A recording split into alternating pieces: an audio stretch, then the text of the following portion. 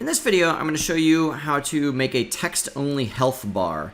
It's not very exciting to say just health is and then display a number. It's maybe more exciting to have like a text-only bar that's composed of stars that will show you your health, and then as you play your game, if your health goes up or down, the number of stars can increase or decrease. And like obviously not just health, but it can be a bar that will display the value of any variable here.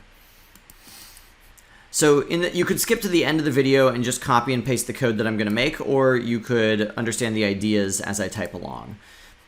So let's start off just by displaying a number of stars that's the same as whatever the variable is.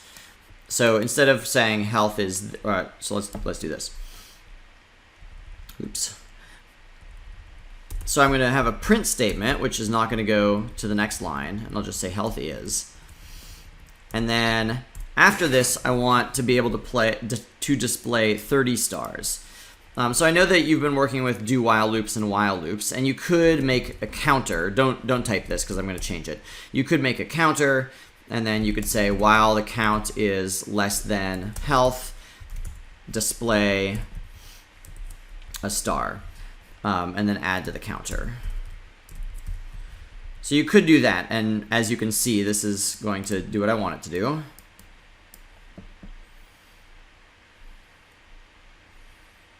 So it says health is, and then there's 30 stars here. But if I was going to change this to 5 stars, now you can see health is, and it's going to display 5 stars.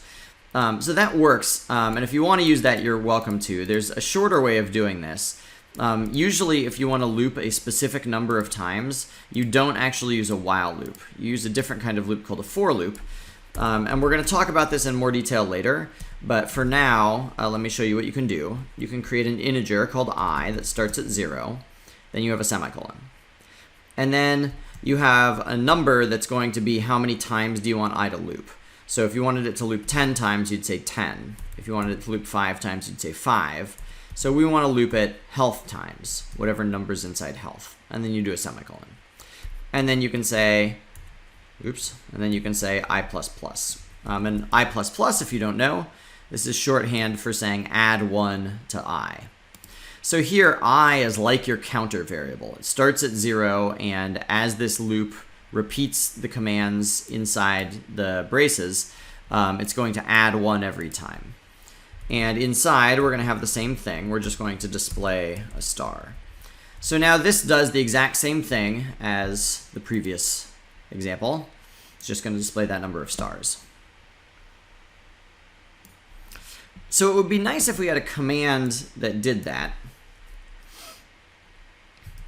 So let's call the command display bar, and then we're going to give it a number for how many we want it to display. And you can go ahead and type this. I maybe shouldn't have shown you that.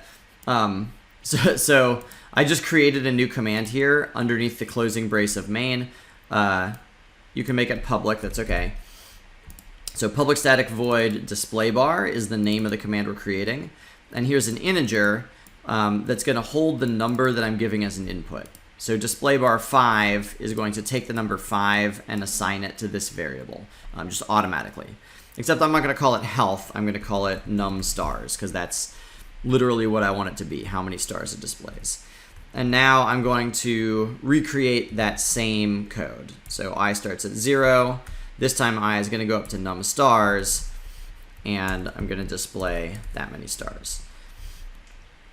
So now whenever you want to display a number of stars, you can use the display bar command. So here I could use health, but then if I had a different variable, I could say display bar and give it a different integer, and it would display that number.